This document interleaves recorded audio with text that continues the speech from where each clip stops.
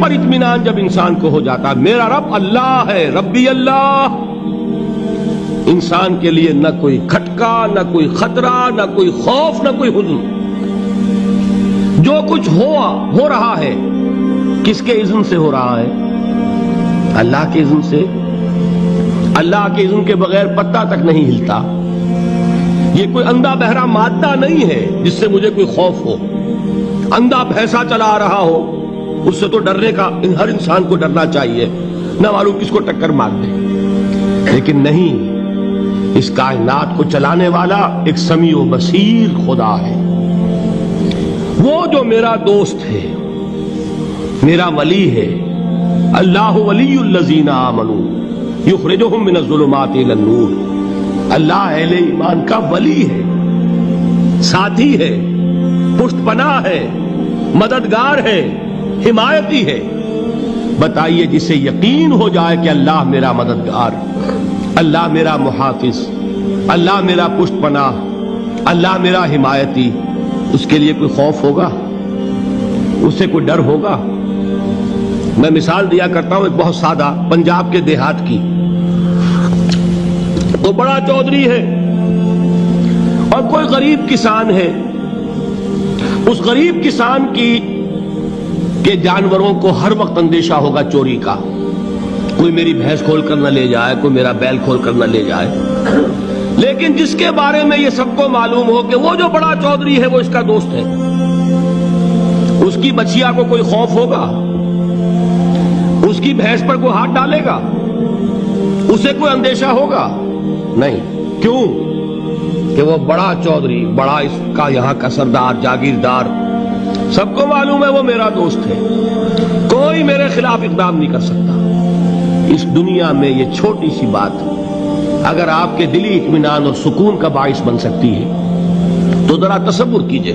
میں لفظ تصور استعمال کروں گا صرف اس لیے کہ اس کا ہم جس کو کہتے ہیں ادراک اور شعور کر نہیں سکتے، اگر کے ساتھ کر سکتے۔ اگر یقین ہو کہ اللہ میرا مددگار اور یقین ہو کہ اللہ ہر آن میرے ساتھ ہے، پھر کوئی خوف؟ کس کا خوف؟ کوئی شے اللہ سے بالا تر ہے؟ کوئی قوت اس سے زیادہ طاقتور ہے؟ کوئی اس کے ارادے کو بدلنے والا ہے؟ کوئی اس کی مشیت کے آڑے آنے والا ہے؟ یہی بات ہے جو حضور نے فرمائی۔ یہ ایمان کا حاصل ہے لب لباب، کہ دیکھو اچھی طرح اس بات کو ذہن نشین کر لو، اگر تمام انسان مل کر تمہیں کوئی نقصان پہنچانا چاہے نہیں پہنچا سکتے، مگر جو کچھ اللہ نے لکھ دیا ہو، اور تمام انسان مل کر تمہیں کوئی نفع پہنچانا چاہے نہیں پہنچا سکتے، مگر وہ شے جو اللہ نے طے کر دی۔ آپ پھر میں کہوں گا ذرا طاری کیجئے، اسے فرض کیجئے، اسے سوچئے۔ اگر اس حدیث پر ہمارا دل ٹھکا ہوا ہو تو کسی سے ڈر ہوگا؟ یہ مجھے نقصان نہ پہنچا دے، یہ میری رپورٹ خراب نہ کر دے، یہ میری انکریمنٹ نہ رکوا دے، یہ میرا یہ نہ بگاڑ دے، یہ میرے یہ نقصان نہ پہنچا دے۔ اس کا ڈر، اس کا ڈر، اس کا خوف، اس کی خوشامد، اس کے لیے جا کر طرح طرح سے اپنی عزت نفس کو ذلیل کروانا اس کے سامنے، یہ سب کچھ کیوں کرتا ہے انسان؟ جب سمجھتا ہے کہ اس کے ہاتھ میں میرا کوئی نفع ہے، اس کے ہاتھ میں میرے لیے کوئی ضرر ہے، یہ مجھے کوئی غضب پہنچا سکتا ہے، یہ مجھے کوئی نقصان پہنچا سکتا ہے، یہ میرا کوئی کام بنا سکتا ہے، یہ میری کوئی ضرورت پوری کر سکتا ہے، اسی کا نام شرک ہے۔ جہاں آپ نے یہ سمجھا کہ غیر اللہ کے اندر کوئی طاقت موجود ہے، وہی شرک ہے۔ بتوں سے تجھ کو امیدیں، خدا سے نومیدی، مجھے بتا تو صحیح اور کافری کیا ہے؟ شرک تو یہ ہے جس پر بھی تمہیں یہ خیال ہے، کلمہ ہے یہ کلمہ سوم، لا حول ولا قوت الا باللہ۔ ذرا اس پر دل کو کبھی اگر آپ تصور کریں، پھر فرض کریں، دل ٹھک جائے اس پر، کوئی طاقت نہیں۔ یہی بات تھی جو شیخ عبد القادر جیلانی رحمۃ اللہ علیہ نے اپنی وصیت میں اپنے بچے سے کہی۔ 11ویں دینے والے ہیں، لیکن حضرت شیخ عبد القادر جیلانی کی وصیت اور تعلیمات کو کتنے لوگ ہیں کہ جانتے ہو؟ یہ جن مقامات تک پہنچے ہیں وہ کس چیز کی بدولت پہنچے ہیں؟ انہوں نے جو پیغام دیا وہ کیا تھا؟ اے میرے بچے، جس طریقے سے قرآن مجید میں حضرت لقمان کی نصیحتیں جو ہے نقل کر دی گئی ہیں، میں یہ عرض کروں گا بالفرض اگر قرآن حضرت عبد القادر جیلانی کے بعد نازل ہوا ہوتا تو شیخ عبد القادر کی یہ نصیحتیں بھی قرآن میں درج ہوتی. اتنی اونچی نصیحتیں ہیں.